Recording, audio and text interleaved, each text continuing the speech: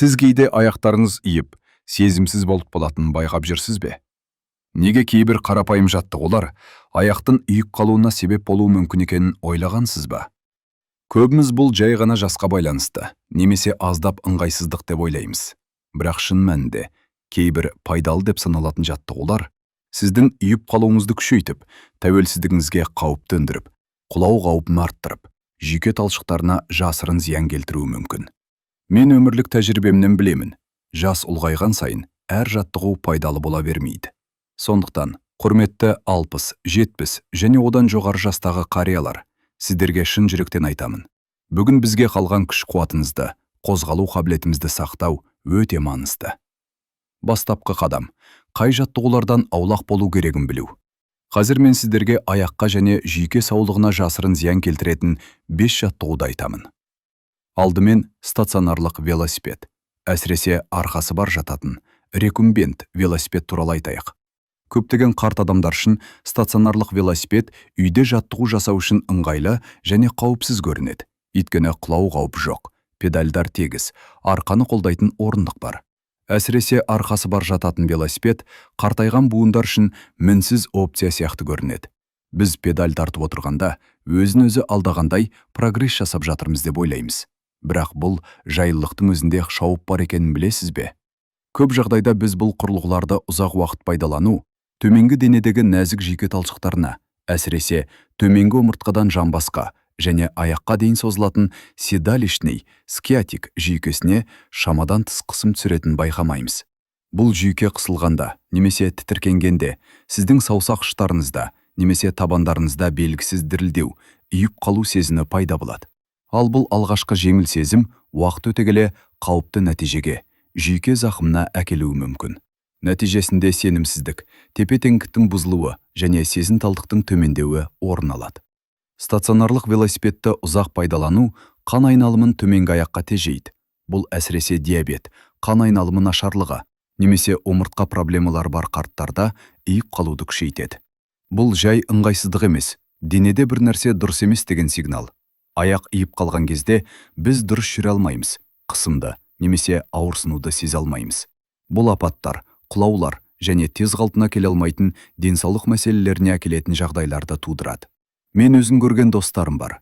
Күшті, спорттық, табанды адамдар. Тек аяқтары дұрыс жұмыс істемегендіктен оңалту орталығына түсті. Олар баспалдақ шетін, кілемді немесе бордюрді сезіне алмады. Неліктен? Өйткені үйіп қалудың алғашқы ескерту белгілері ескерілмеді. Жаттығуларын жалғастыру арқылы олар күш-қуатын біртіндеп азайтты. Мен сізді қорқыту мақсатында айтып отырған жоқпын, құрметті көрермен. Менің мақсатым жұмсақ, бірақ нақты түрде сізді ояту. Сіздің денеңіздің даналығын төмен бағалап отырсыз. Жүйкелеріңіз аяқ саусақтарында дірілдегенде, ол сізден өзгеріс жасауды сұрап жатыр. Қарсылық көрсету емес. Келесі сұрақ: біз өзімізге зиян жасап жатқанымызды байқамай, немен айналысамыз? Екінші типтегі жаттығулар туралы білесіз бе? Олар аяққа емес, омыртқаға қысым түсіреді. Екінші жаттығу: алдыға иілу және саусақ ұштарын ұстау жаттығулары. Бастапқыда бұл жаттығулар зиянсыз көрінеді, кейде тіпті пайдалы сияқты көрінуі мүмкін. Сіз оны бала кезімізден жасап жүрсіз, икемділікті сақтау және денеңізді босату үшін. Бізге жиі жастайықта икемділікті сақтаңыз деп кеңес берді. Және көптеген адамдар бұл кеңесті тыңдап, күнделікті алдыға иілу арқылы қаттылықтың алдын алуға болады деп ойлады. Алайда қарттар үшін жағдай күрделі және шындықты айтқанда қауіпті. Омыртқа жас ұлғайған сайын икемділігін жоғалтады. Төменгі арқадағы дискілер суын жоғалтады. Омыртқалар арасындағы қашықтық қысқарады және жүйкелер қысымға бейім болады. Алдыға тез иілу немесе терең саусақ ұштарын ұстау жаттығуы төменгі омыртқаны осал күйге қалдырады. Әсіресе бұрыс демеусіз жасалғанда. Бір қарағанда бұл жай ғана жақсы созылу сияқты көрінуі мүмкін. Бірақ шынында төменгі омыртқадағы жүйкелер қысымға ұшырап, аяқ, тізе және саусақ ұштарына сезім беретін жүйке талшықтары зақымдалуы мүмкін. Бұл қысым әрдайым қатты ауырсынумен білінбеуі мүмкін. Кейде ол тыныш, тек аяқта жеңіл дірілдеу, саусақ ұштарында үйіп қалу немесе матада жүргендей сезім ретінде көрінеді. Бұл үйіп қалу бір рет пайда болғаннан кейін қайта-қайта қайталануы мүмкін. Мен білетін кейбір адамдар күнделікті таңертеңгі созылу жаттығуларын жасап, бірнеше апта немесе айдан кейін аяқтарының сезімталдығын жоғалтқанын байқады. Бастапқыда жай ғана әдет болған жаттығу ұзақ мерзімді жүйке зақымына айналды. Бұл зақымның байқалмай қалуы өте қауіпті. Үйіп қалу жай ғана қан айналымының нашар белгісі деп қабылданады. Жасқа байланысты деп ойлаймыз. Бірақ шынында бұл жаттығулар сіздің еркіндігіңізге қауіп төндіреді. Омыртқа дұрыс орындалмаған немесе кішкене қисайған созылу кезінде бүкіл денеге әсер етуі мүмкін. Мен бұл ақпаратты қорқыту үшін емес, қорғау үшін айтып отырмын. 60 жастан асқан адам үшін әр жаттығу пайда әкелуі тиіс. Тек денені созық қана қоймай, күшін сақтауға көмектесуі қажет. Стабилділік, басты қажеттілік, стресс емес, аяқтың, артқы бұлшықеттердің, буындардың жағдайын ескерместен жасалған жаттығулар қауіпті. Қайталап айтсам, қарапайым саусақ ұштын ұстап иілу сияқты жаттығу да жүйке зақымына себеп болуы мүмкін. Әсіресе ескерту белгілерін байқамай қалсақ, салдары ауыр болуы мүмкін. Үшінші жаттығу – аэробика, әсіресе жоғары әсерлі аэробика және джампинг джек секілді секіру жаттығулары. Өмірімізде бір кездері біз жылдам қозғалғанда, қатты терлегенде, жоғары секіргенде күшті және сергек сезінгенбіз. Сол кезде қозғалыс бізге қуаныш пен жасарғандық әкелетін. Бізді жастайымызда қозғалыңыз, белсенді болыңыз, жас сабақтарына, адым жаттығуларына, немесе теледидардағы көңілді бағдарламаларға қатысымыз деп тәрбиеледі. Алайда ешкім бізге сол кезде қолдаған қозғалыстарымыз қартайған шағымызда жасырын зиянға айналуы мүмкін екенін ескертпеді. 60 жастан асқан кезде жоғары әсерлі аэробика немесе секіру жаттығулары керісінше зиян тигізуі мүмкін. Әсіресе егер сізде жүйке ауруы, аяқ ұйып қалуы немесе табан майының жұқаруы болса. Әр секіруде және қатты қону кезінде соққы аяқтан тізеге, одан әрі керең омыртқаға өтеді. Бұл соққылар уақыт өте келе жүйкеге микро зақым келтіреді. Бұрыннан әлсіз жүйкелерде бұл ұйып қалуды күшейтіп, тұрақты және қауіпті жағдайға әкелуі мүмкін. Ең өкініштісі, көптеген қарт адамдар бұл жаттығуларды үмітпен және тәртіппен жасайды. Олар ауырсынуды елемей, күшті болуды ойлап, өзіне зиян келтіруі мүмкін. Мен білетін бір әйел 77 жаста болатын. Ол белсенді, еңбекқор, аптасына 3 рет аэробика сабағына қатысатын. Ол «мен баяу жүргім келмейді» деп қосты. Алайда бірнеше айдан кейін оның саусақтарында сезім азайып, тұрақтылығы төмендей бастады. Кейін келе ол құлап қалды. Бұл бәрі оның аяғы мен жүйкесіне тез әсер ететін қатты қадамдардан болған. Бұл жаттығулар кереу қауіпті болмауы мүмкін, бірақ ұйып қалу біртіндеп дамиды. Дене ыңғайсыздыққа үйреніп, бізді жалғастыруға мәжбүрлейді. Алайда егер біз бұл ескертулерді елемесек, функционалды мүмкіндіктерімізді сақтау мүмкіндігін жоғалтамыз. Тіпті ас үйден өту де қауіпті болуы мүмкін, себебі сезім азайған. Қозғалыс маңызды, бірақ қартайған сайын қозғалыс үлгілерімізді өзгертуіміз керек. Енді қозғалыс бізді зақымдамай емдеуі керек. Егер сіз аяққа қатты әсер ететін жаттығуларды қауіпті деп санасаңыз, бір аяқпен тұрып, дене салмағын бір аяққа тіркеп тұрақтау сияқты жаттығулардың салдарын ойлап көріңіз. Келесі жаттығу, қарапайым көрінсе де ең қауіпті болуы мүмкін. Төртінші жаттығу. Йога позалары, атап айтқанда ағаш позасы, жауынгер позасы және ұзақ уақыт бойы бір аяқта тұруды қажет ететін басқа да йога позалары. Бұл позалар ұзақ уақыт бойы тыныштандыратын, емдік әсер береді деп бағаланған. Көптеген қарт адамдар бұл жаттығуларды қозғалыс пен сана арасындағы үйлесімділік ретінде қабылдайды. Бұл денемен байланыс орнатудың жұмсақ әдісі болып саналады. Йоганың терапиялық пайдасы бар, алайда әрбір йога позасы қартайған денеге жарамайды, әсіресе ұзақ уақыт бір аяқта тұруды талап ететін позалар. Көрінісі әдем болса да, ағаш немесе жауынгер позалар сияқты позалар аяғы ұйып қалған немесе тұрақтылығы әлсіз адамдар үшін жасырын қауіпке айналуы мүмкін.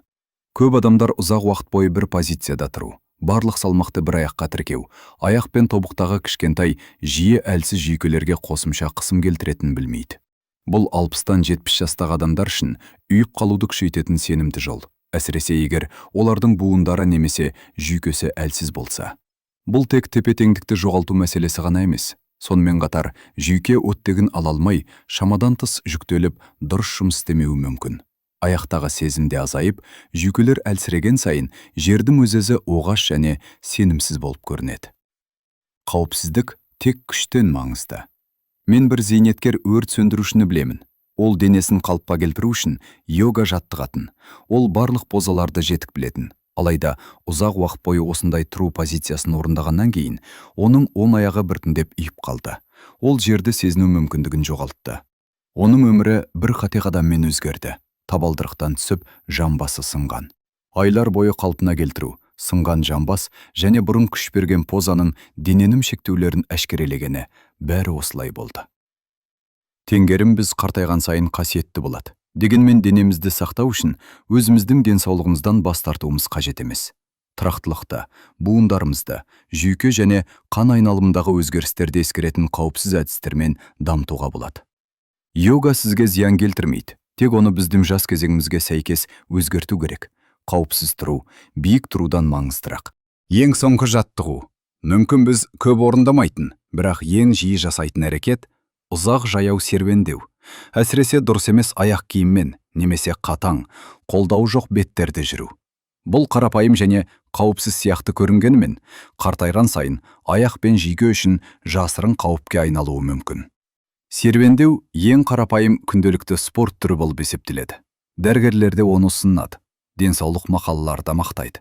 Біз аяқ киімімізді киіп, өзімізді сенімді сезінеміз.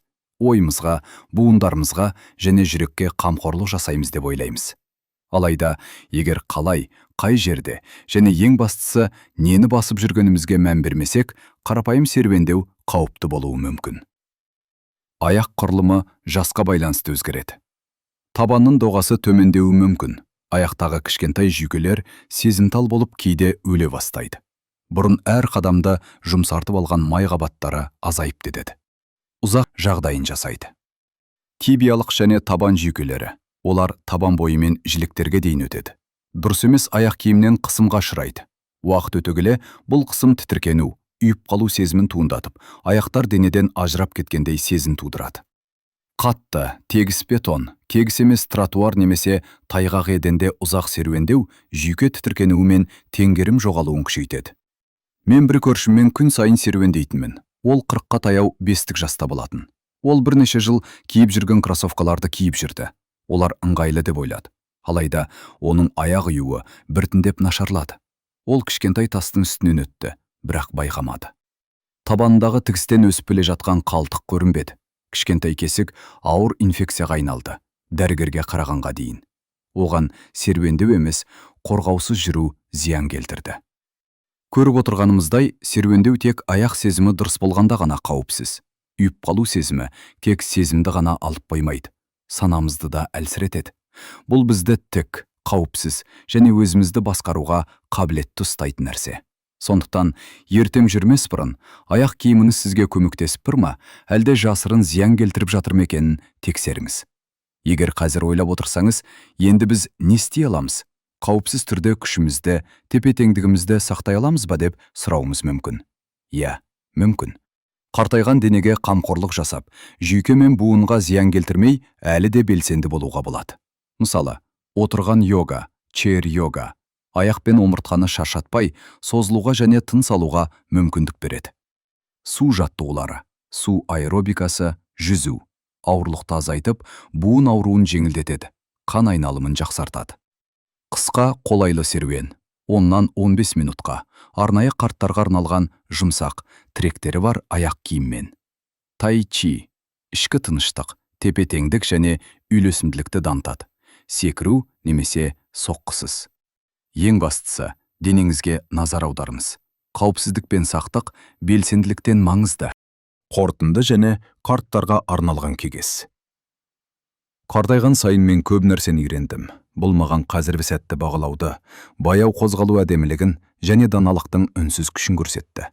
Бірақ қартайған сайын ең үлкен сабақ денеміздің үнемі бізге хабарлап тұратыны. Егер біз оны елемесек, дене әлдеқайда қатты ескерту жасайды. Еденде тіземіз ауырғанда, аяқ ұюы немесе омыртқадағы әлсіз ауырсыну кезінде қарпықты кінәлаудың қажеті жоқ. Денеміз жай ғана бізге мейірімді болуды, оған қамқорлық жасауды сұрап жатыр. Жастық шақта біз ауырсынуды елемеуге мәжбүр болдық. Біз қатты жүгіруден, биікке секіруден, ауыр көтеруден қорықпадық. Біз төзімділікті қиналуға төзу деп түсіндік.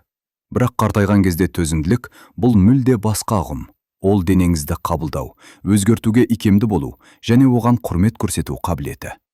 Мен 90 жастамын. Мен өмірдің түрлі кезеңдерін көрдім. Күшті адамдардың қалай құлағанын көрдім. Олар әлсіз болғандықтан емес, жүйке, аяқ және тепе-теңдікке жасырын зиян келтіретін әрекеттерді байқамағандықтан.